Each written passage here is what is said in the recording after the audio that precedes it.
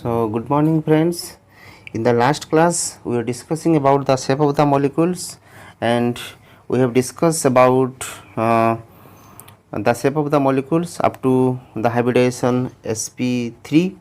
Now we'll discuss furthermore. So, in that class, we have discussed when and the hybridization will be sp3, the geometry will be tetrahedral, but due to the presence of lone pair, the shape will be different in based upon the conditions and electronic environmental condition. For instance, in case of ammonia it was pyramidal, and in case of water molecule it was v shape, bend shape, or angular, what we may say. Specifically in this class we will discuss about the sp3d hybridization. So when it is 3 plus 1 plus 5, so when the hybridization will be sp3, the geometry of the molecule will be tbp, trigonal bipyramidal. First of all, we will see how this shape is trigonal bipyramidal geometry. How? Suppose this is the central atom. Now surrounding the central atom there are 5 atoms are present. So what happened? 3 atoms will be in a single plane. 3 atoms will be in the single plane, and 2 others will be on the axial position. Suppose this is the central atom and this is 1, 2, 3. These 3 peripheral atoms will be in a single plane, and the rest 2 atoms will be in the axial plane. That means suppose this is the axis, so suppose this is the axis, so one atom will be top of this axis and one axis will be below the plane and the other atom will be below the planes. So if we will see the geometry, so it will like a trigonal bipyramidal, because this is the plane, this is the trigonal plane. One atom will be here above the plane and one atom will be below the plane. So when we will construct the plane by joining the upper atom with this plane, it will look like a upper pyramid, and when you join the lower atom with the plane, it will look like a lower pyramid. So above the plane one pyramid is present and below the plane one pyramid is present, so it's look like a trigonal bipyramidal. So when there are 5 atoms are present surrounded by the central atom, 3 atoms will be remain in a single plane and rest 2 atom will be among one atom will be in the above the plane and the rest atom will be other atom will be below the plane, and it will make 2 pyramid, and in total the shape will be trigonal bipyramidals. It will be more clear when we specifically discuss about the some examples. So for instance, we will discuss about the PCl5 molecule, phosphorus pentachloride. We know phosphorus has the electronic configuration 3s2 3p3. That means it has 5 outermost electrons in its orbit to participate in the bond formation. So when we will draw the structure, here the central atom is the phosphorus, here 3 chlorine atom will be remain in the single plane and it will make a trigonal planar, and 1 chlorine will be above the plane and other chlorine will be below the plane. This structure, so when we make plane with this chlorine, from this plane it will one pyramid, in the below case it is other pyramid. So that's why it's look like a trigonal bipyramidal. So but one interesting thing we can see here, these are it's remain in a plane, so these are the called equatorial bond. What we call it, say equatorial bond, and we call this the axial bond, and this is the equatorial bond.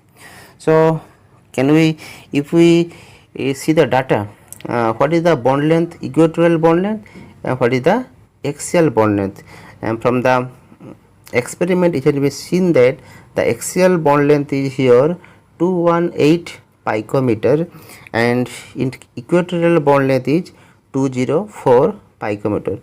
So what we are visualizing here? Here we are looking the axial bond is somewhat larger than the equatorial bonds. Why it happens so? Now one thing we have to see that in case of this trigonal bipyramidal geometry, these two bonds bonds are at 120 degree to each other. These two bonds are at 120 degree to each other. But if we will think about the axial bond with this equatorial bond, you just imagine this is the chlorine. Now above this, here chlorine is present, here one chlorine is present. So what is the bond angle between this equatorial axial chlorine and equatorial chlorine? Again I am repeating, what is the bond angle between this axial chlorine and equatorial chlorine? The bond angle obviously it will be 90 degree. It will be 90 degree. So what happens is, so this axial chlorine face very maximum repulsion from these 1, 2, 3 chlorine atom which are placed in the equatorial bond. Similarly, this chlorine is also facing maximum repulsion from this 3 equatorial chlorine. That's why in order to minimize this repulsion, this chlorine, these two axial chlorine bonds little bit extended. So that's why in the experiment which we are looking, in case of the axial bond is somewhat more larger than the equatorial bond. So this is the case. This is very interesting one. In axial bonds are, in PCl5 the axial bonds are larger than the equatorial bond. If I now if I say the molecules PCl3F2 and PCl2F3, here the both the molecules, if we discuss about the hybridization, it is sp3d, so obviously the shape will be trigonal bipyramidal. Now but the point is that now how I will draw this structure. In case of PCl5 all the peripheral atoms are chlorines, but in case of PCl3F3 3 are chlorine, 2 are fluorine. So how the structure will be done? It will be done by governing the Bend's rule. It will be by governing the Bend's rule. So what is the bottom line of the Bend's rule? It depicts the lone pair and double bond always prefer to stay in the equatorial plane, and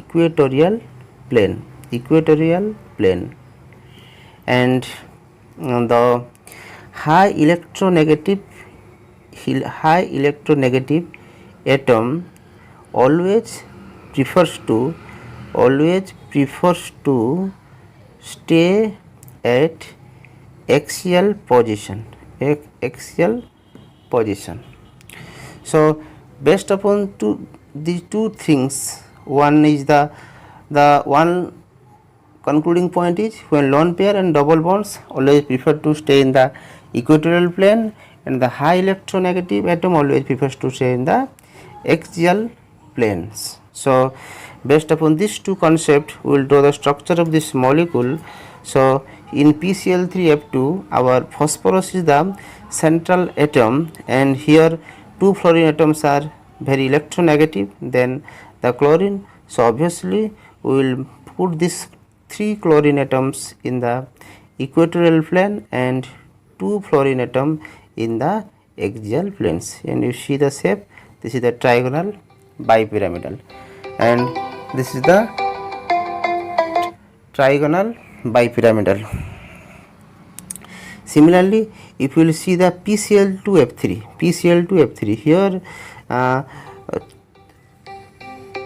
here, here you see PCl2. So first of all there are 3 fluorine atoms, so first of all we will put this 2 fluorine atom in the axial position.